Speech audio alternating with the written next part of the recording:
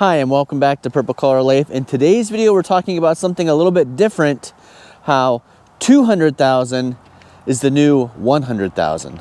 So today I did an oil change on our 2009 Ford Expedition. This vehicle now has over 175,000 miles on it. I was just reviewing the paperwork on the Expedition, and we bought this in September of 2015. So going on 10 years ago now.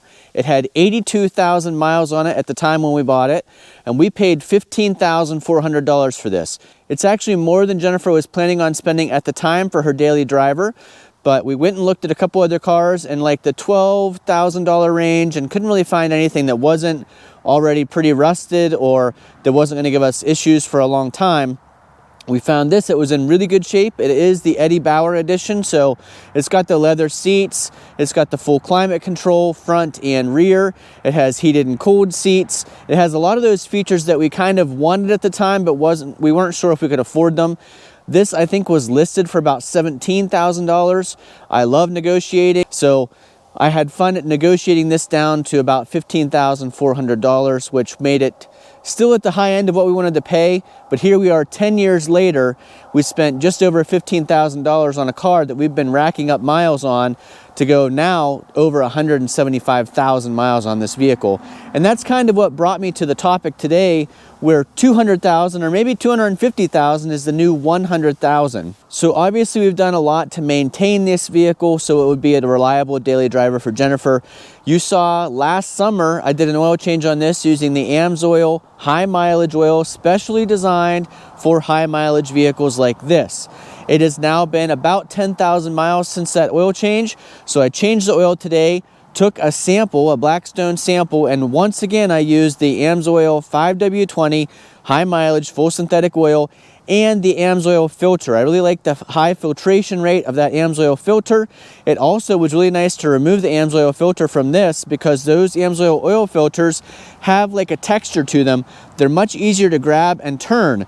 So I didn't have to use any special tools. I actually was able to remove it by hand with a rubber glove on, and that was much appreciated compared to other times where with the previous oil filters that were Purolator or Motorcraft brand that I had been using for a long time, they're really slippery, especially if you have any oil or anything on your gloves. It's hard to grab them and twist them. You're always trying to get a tool in there. But if you're familiar with changing oil on these 5.4 liter Tritan engines, V8 engines in these Expeditions, it's a tight spot where the oil filter is. You actually can't even get a tool in there to twist it. So being able to twist it by hand was really nice. So stay tuned in a future video. I'll share with you the results of that Blackstone oil analysis once I ship it out and get those results back to find out how the Amsoil oil held up over the 10,000 miles. Now remember, the Amsoil full synthetic oil says for life up to 12,000 miles. I changed it at 10,000. We'll get that analysis back and see what those results were. Vehicle life today is much different than when I was younger. I remember, in the 80s, it seemed like if you had a vehicle that had like 80,000 miles on it, you felt like you better get rid of it because life expectancy was like 100,000 miles at the time. In the 90s, same type of thing. Like if you were approaching 100,000 miles, you're like, oh my goodness, I better get rid of this thing. Usually vehicles seem to only last like 120,000 miles. So I actually did some research to find out what was the life expectancy of vehicles back when I was younger as, a teenager and someone who was interested in finding a used car that didn't cost a fortune that I could drive to and from as a teenager, my teenage job or my college years back and forth to college. Obviously, at those points, you don't have a lot of money to spend on a vehicle, and you also don't have a lot of money to spend on maintaining a vehicle. So you want to get something that's higher mileage so it's more affordable, but not so high mileage it's nickel and diming you all the time with repairs or leaving you stranded along the side of a road. So according to the research I did, the life expectancy of vehicles has drastically changed since the 1970s. In the 1970s, cars typically lasted about 80,000 miles. In the 1980s, car life expectancies went up to 100,000 miles or slightly over. In the 1990s, car life expectancies were about 125 to 130,000 miles. That's the total life of the vehicle. In the 2000s, that was up to about 150,000 miles. And today, the average life expectancy of a car is 200,000 miles or more. Now, there's a couple reasons that car life expectancies are increasing. Obviously, there is much better technology now when it comes to things like oils and engine builds. Cars typically in the 1980s, the average number of miles per year that was put on a car was about 8,000 miles. By the 2000s, the average number of miles that was put on a car was about 10,000 to 12,000 miles per year. And today, the average number of miles put on a car ranges from 13 to 15 or more thousand miles per year. So we're putting more miles on cars per year as time goes on because we're driving further and more often to go do the things we like to do. The other thing that's trending higher is the number of years that people will keep a car. So we used to be the minority. We'd keep a car for, like this one is, we've had it for about 10 years and we bought it used. So this 2009 Ford Expedition is approaching about 16 years old. So that's pretty incredible. We kept our F-350 diesel truck for 17 years. We still have our 2014 Chevy Volt. It has over 180,000 miles on it. I've got my little 2010 Ford Ranger daily driver. I think I'm at 120 some thousand miles on it. So people are becoming more and more like us and keeping vehicles longer. I remember knowing people that seemed like every 2 years or at maximum every 3 years they were getting a new car. Seems like people are keeping cars longer now because cars are lasting longer and because cars are so expensive. Jennifer and I took a ride today out to the Ford dealership just to see if we were looking at a new Ford Expedition today, which we're not. Jennifer loves this car. She wants it to last forever, and I also hope it does. But the new Ford Expeditions price ranges are from about $75,000 to $100,000 for a vehicle that's brand new. Now, like I said, this one we paid about $15,400 for all those years ago, and it has been worth every penny. We hope it keeps lasting and lasting. The longer it lasts, the less it's costing us per year. And yes, there are maintenance items you have to do to a vehicle as it gets older. You might end up taking it to the shop and it needs something that's $1,000 and you're like, oh my goodness, $1,000 repair.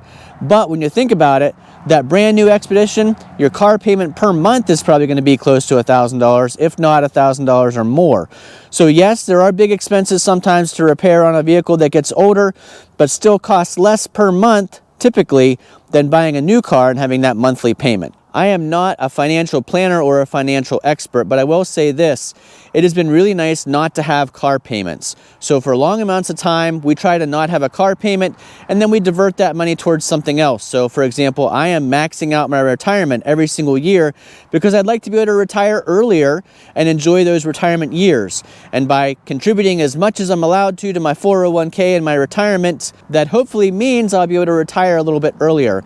And if that means we drive an older vehicle for a little bit longer so we don't have car payments, I'm all for that because I'd love to be able to spend those retirement years enjoying being able to travel and camp and do all the things we really like to do. So for us, it's been financially smart to take really good care of a vehicle like this, maintain it as long as you can, keep yourself from having a car payment. Now, a couple years ago, we could have easily gone out and gotten a new Ford Expedition and had those $800, $1,000, $1,200 a month payments. But now, let's say we would have done that 3 years ago, that would be 36 months of over $1,000 a month payment, over $36,000 we would have been spending on a vehicle. Instead, we just keep maintaining this vehicle with high quality oils, regular maintenance, good tires, annual inspections, and keep this thing running reliably so it can be Jennifer's to and from work vehicle as well as our family vacation vehicle. We used this vehicle last summer to travel to Tennessee on vacation, and it did great. It's a comfortable vehicle, great to ride in, very reliable, and we'd like to keep it going that way without having a monthly car payment. So I'd be really interested in hearing from you guys. How long do you typically keep a car now? What do you consider high mileage? Like I said, we are over 175,000 miles on this. I'd like to see this vehicle get to 300,000 miles. I think that's possible. The 5.4 liter Tritan engine, once you're able to get the spark plugs changed out, which can be a difficult task. Once you're able to do that though, these engines, as long as you maintain them, seem to be lasting 300,000 miles or more. So hopefully that's the case with our 2009 Ford Expedition. So hopefully you enjoyed today's quick video about maintaining older vehicles longer, keeping them longer, and the financial advantage to not having a constant car payment. Thanks for watching. We'd really appreciate if you leave those comments down below about on average how long you like to keep a vehicle, how many miles you like to put on a vehicle before you upgrade to a newer version or lower mileage option. We'd really like to read those comments down below, and I think everyone enjoys the comment section of a video, reading through what everybody else has to say. Thanks for watching. Hopefully we'll see you again the next time.